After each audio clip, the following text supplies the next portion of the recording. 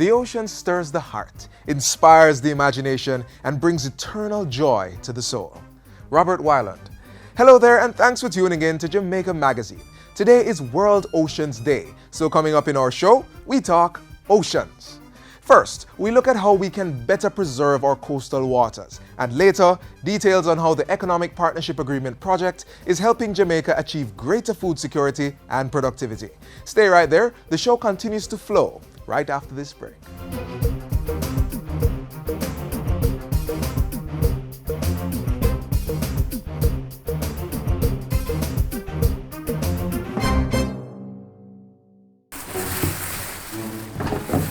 Some water we drink, please.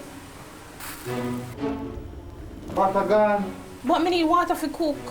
So how me go wash? Let's weather the drought. Start conservation measures today. Check for leaks around your house. Opt for shorter showers over long baths. Reuse water to water plants and lawn. Watch the amount of water you and your family use. Try cooking methods that don't require much water. And if you have a vehicle, avoid washing it regularly. Remember, water is as important as the air we breathe. So conserve our water, conserve our life.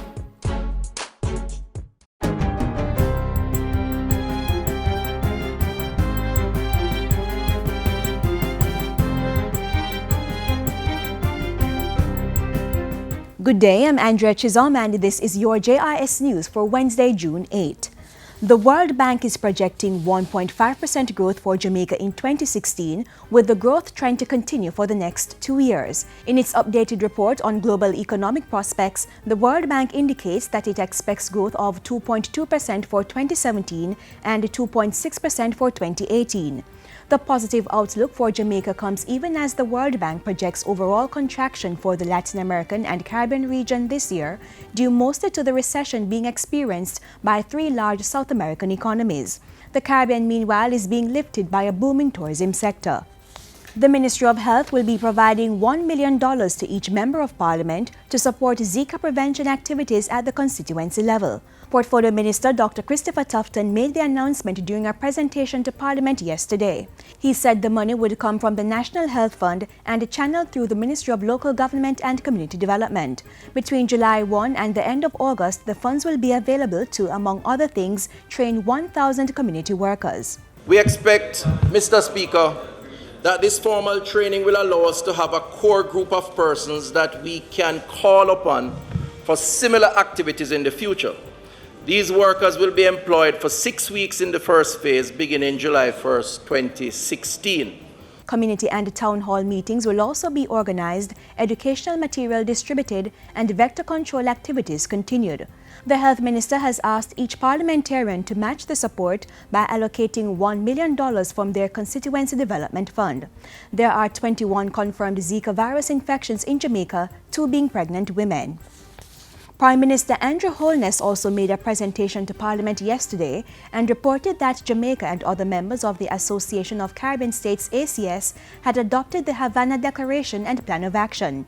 Mr. Holness was giving an update on the outcome of his participation in the 7th ACS Summit in Cuba on the weekend. The 25-member ACS group committed to addressing issues such as climate change, poverty, disaster risk management, and banking relationships with international partners. Over the next 2 years, the ACS will be addressing sustainable tourism, trade relations, transportation, culture, education, and transnational organized crime. These factors continue to undermine law and order, impede our economic growth prospects and social development. They disrupt our valiant efforts to achieve sustainable development and derail the general recognition of the Caribbean as a zone of peace, a commitment we undertook during our second summit in 1996. Cabinet has given its approval for the Sugar Company of Jamaica SCJ Holdings to assume operation of the Money Musk Sugar Factory for 1 year. The approval came on Monday in the wake of the operator Pan Caribbean's decision not to reopen the factory for the 2016-2017 crop year. The announcement was made by Minister of Industry, Commerce, Agriculture and Fisheries Carl Samuda as he opened the sectoral debate in Parliament yesterday. Our intervention is a holding position while Pan-Caribbean engages new investors in their field operation and other streams of revenue from the sugarcane, with a view to resume operations in 2016-2017 crop year. Minister Samuda said the agreement between the government and Pan-Caribbean called for SCJ Holdings to manage the 2,800-hectare property, which would be leased to cane farmers in 18 block sizes. Applicants have already been shortlisted and arrangements have been made with the input suppliers to extend credit to these farmers on a crop lien basis. Water will be provided by the National Irrigation Commission. Minister Samuda emphasized that the aim of the intervention was to preserve jobs and the livelihood of independent farmers as well as the local economy in southern Clarendon. Local Government Minister Desmond Mackenzie says he will be ensuring that the law comes down hard on persons who litter, build in disaster-prone areas, and disobey evacuation orders. He asserts that all of these practices have contributed to increased losses incurred during natural disasters such as hurricanes.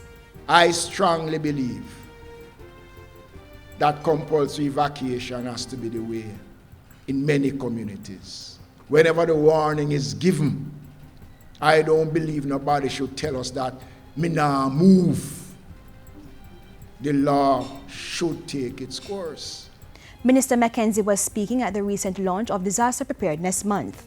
Meanwhile, Acting Director at the Met Office, Evan Thompson, is urging Jamaicans to be prepared and on the alert as the country enters what is expected to be an average Atlantic hurricane season.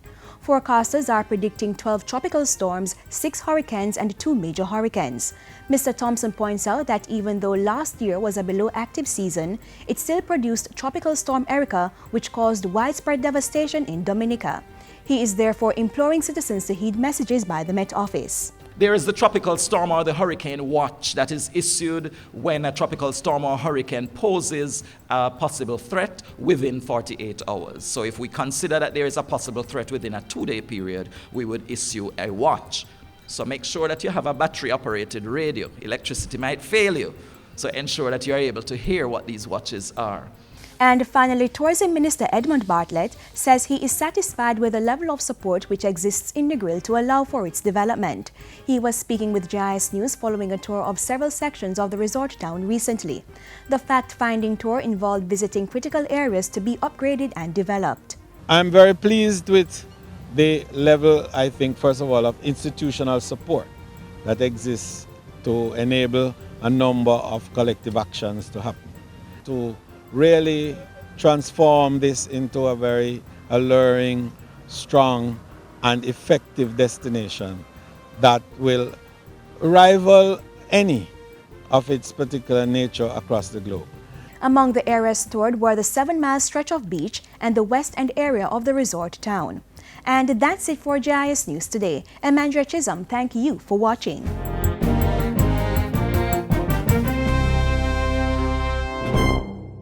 Keep we island clean, so clean. From the peaks to the beach, so clean. No dirty up Jamaica, please don't do it. Keep we island clean, so clean. From the peaks to the beach, so clean. No dirty up Jamaica, please don't do it. No dash no paper, no dash no plastic. Dispose your garbage responsibly. No know how to recycle, learn it quick. And if you drop it, better pick up every piece of it. Plastics last forever, don't forget the bits. Cause when them touch the street, them end up in the sea. Collect pan the reef where the fish them feed. And when you want seafood, I eat your Keep eat. we island clean, so clean. From the peaks to the beach, so clean. No dirty up Jamaica, please don't do it.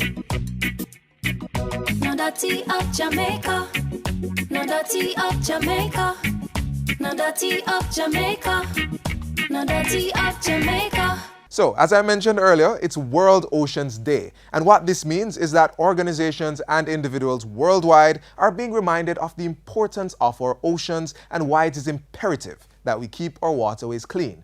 Watch now as we focus on how our government and NGOs are preserving our coasts.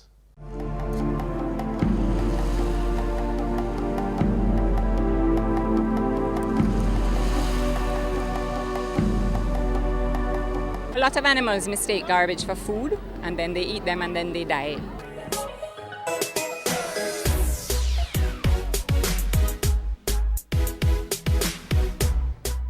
Jamaica's coastal waters represent an invaluable source of food, employment, recreation, and habitat. They also provide defense against many natural disasters. Unfortunately, due to improper waste disposal by many of us, more and more of our waters are being polluted each year, which creates the need for a regular coastal cleanup exercise. Have you ever done this? It seemed like the most convenient way of getting rid of that piece of garbage, right?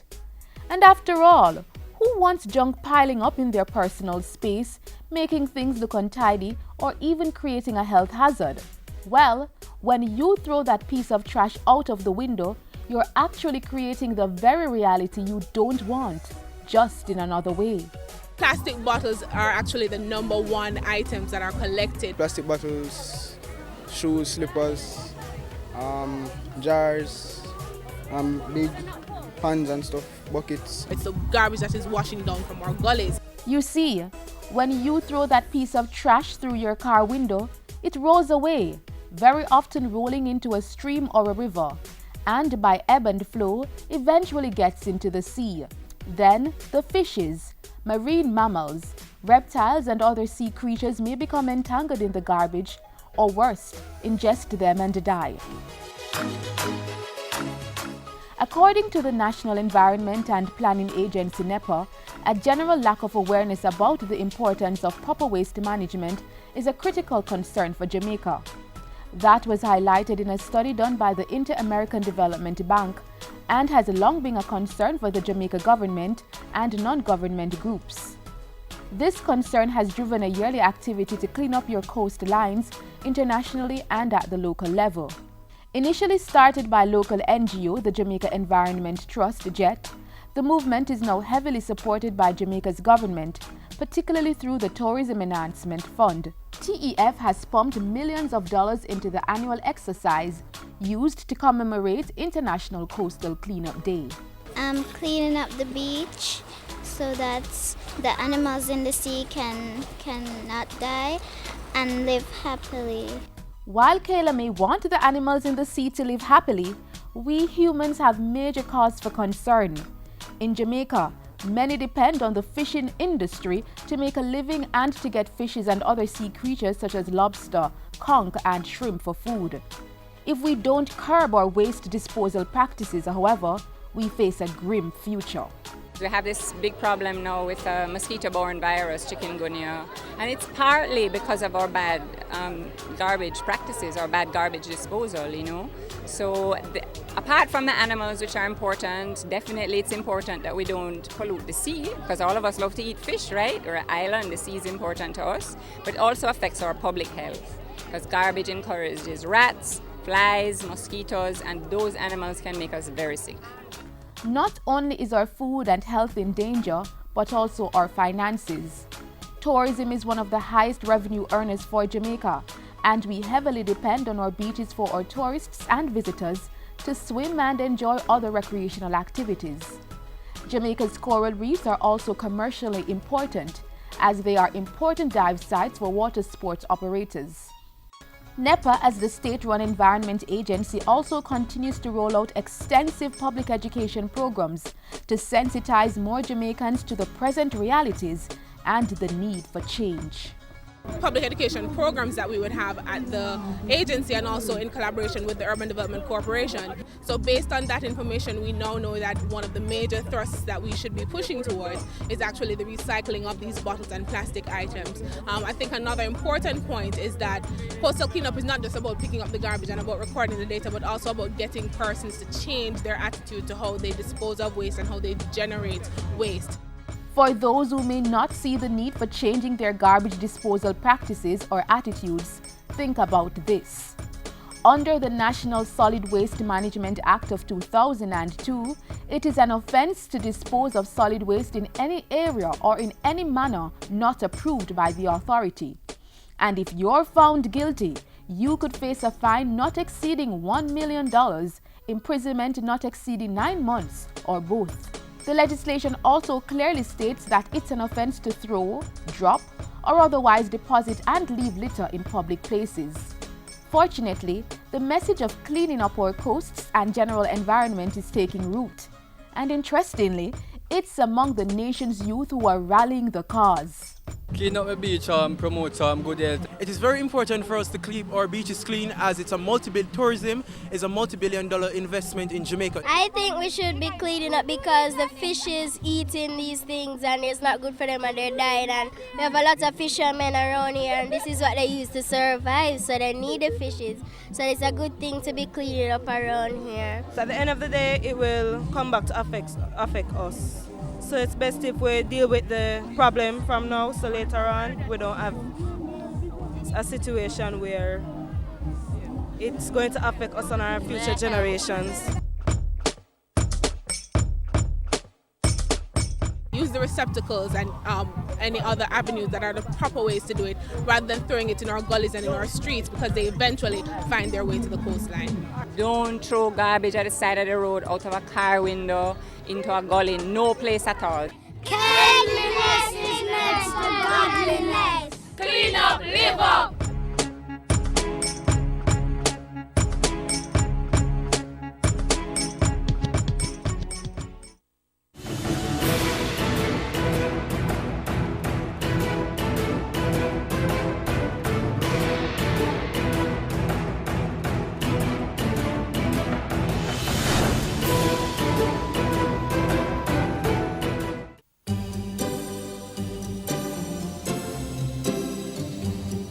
It keeps our bodies working, our food nutritious, our living and working spaces clean, and our lives comfortable. Water, the most precious resource necessary for the sustenance of life on our planet. Don't waste it. Let's conserve on this critical commodity. In the house, invest in storage containers and buckets. Take quick showers instead of long baths, and invest in water-efficient shower heads, toilets, and faucets. You may also want to consider one-pot meals and cooking methods that don't require much water. You could also wash fruits and vegetables in a bowl and reuse the water on your plants or grass. When cleaning dishes, fill both sinks and use one for washing and the other for rinsing. The leftover water can be used to wash off the concrete or asphalt in your yard. If you must wash your car at home, aim for once a fortnight and use a bucket to do the washing instead of running the hose. Don't delay. Start your water conservation practices today.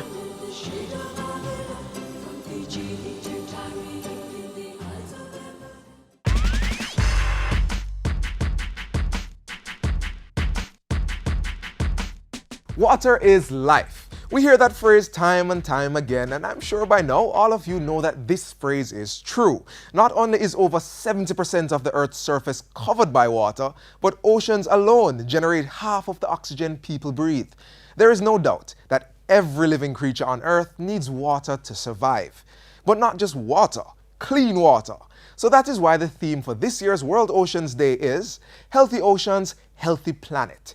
That means, in order for us to live a healthy and sustainable life, we all need healthy oceans. And how can we ensure that our oceans are healthy? Well, one sure way is to stop polluting our waters. This means we no longer throw plastic bottles and garbage in our rivers and gullies, or leave our garbage on the shore when we go to the beach.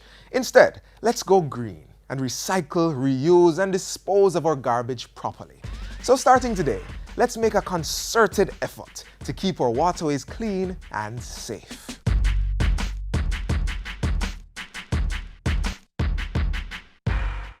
Keep we island clean, so clean. From the peaks to the beach, so clean.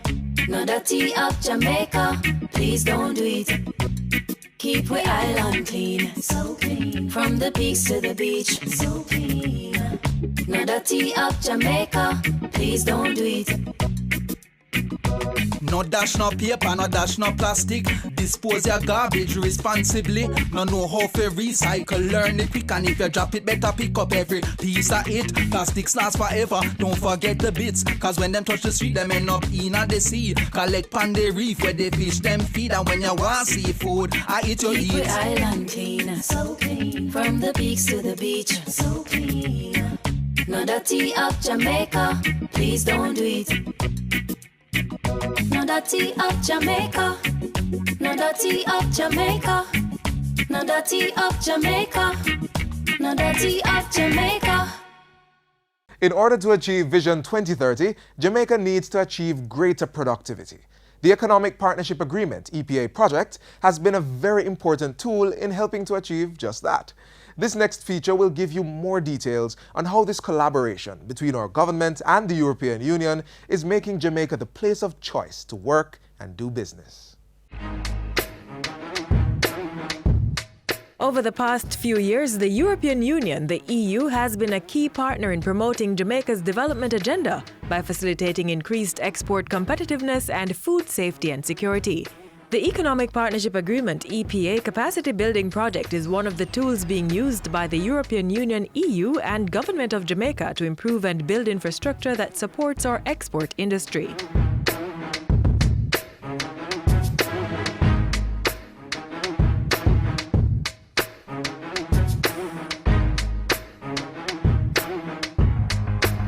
The EU-funded project, which is being implemented by the Planning Institute of Jamaica, PIOJ, seeks to improve our nation's productivity and output in agriculture, resulting in economic growth.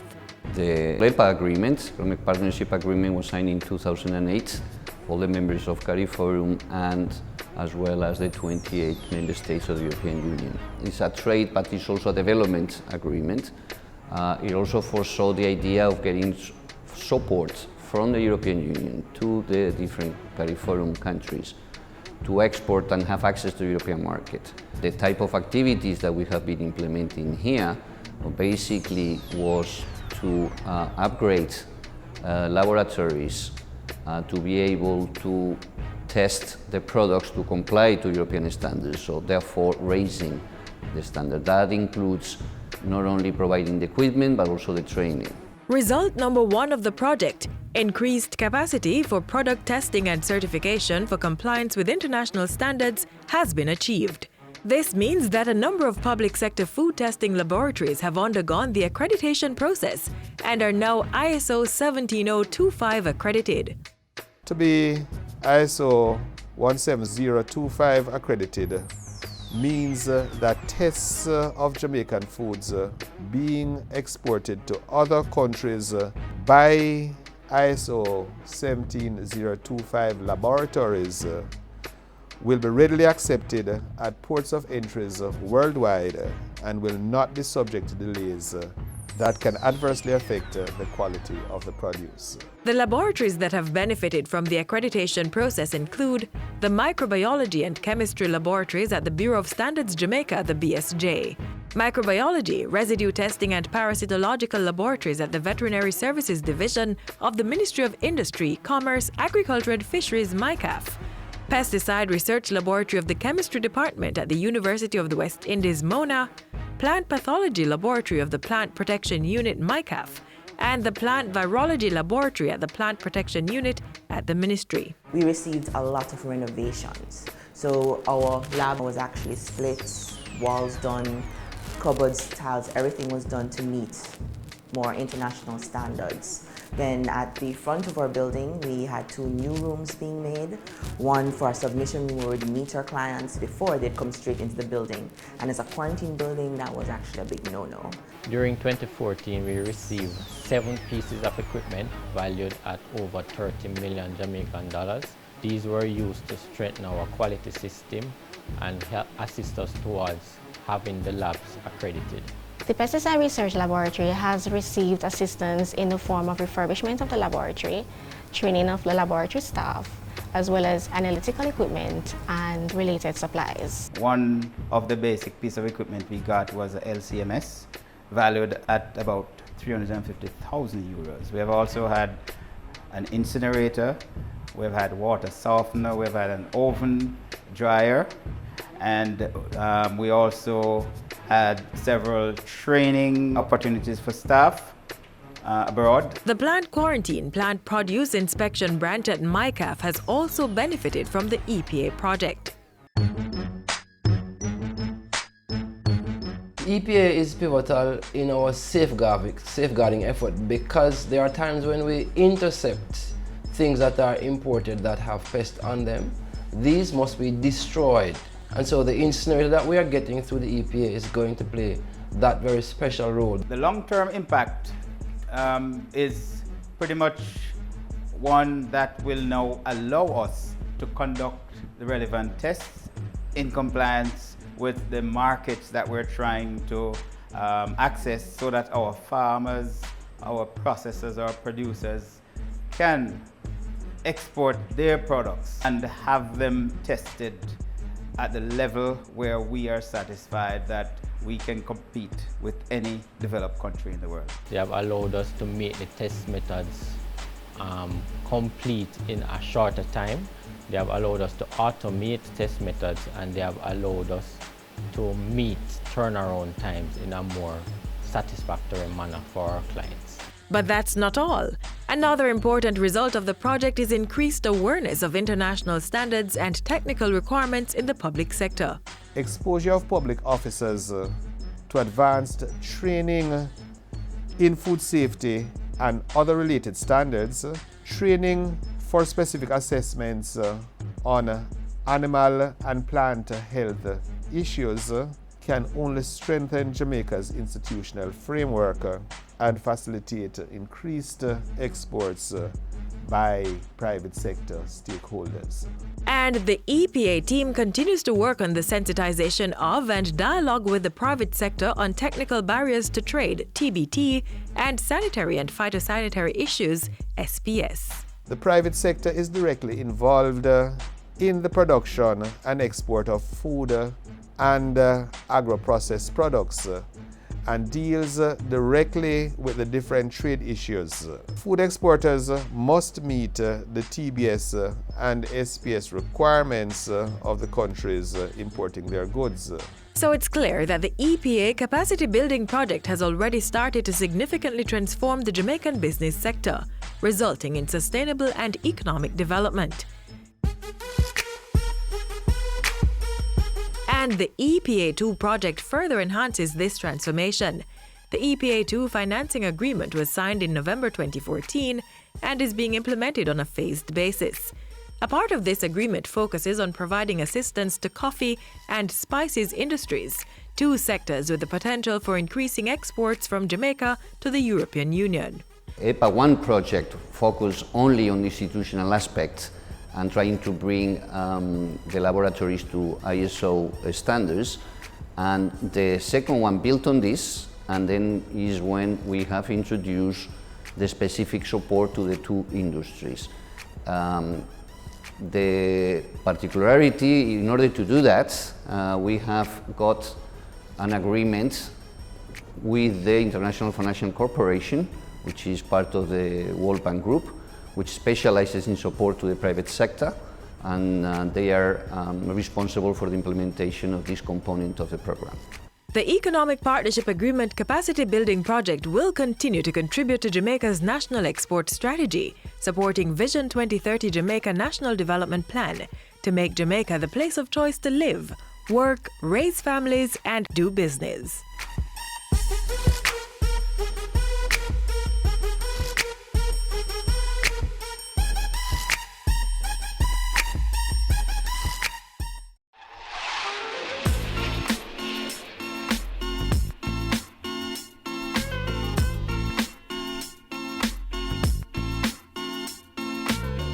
This is where we bring today's magazine to a close. Until tomorrow's show, why not share your feedback and comments by emailing us at jamaicamagazine@jis.gov.jm. Also, follow us on Twitter at JIS News or visit our website at jis.gov.jm. I'm Theodore Henry. Until next time, take care.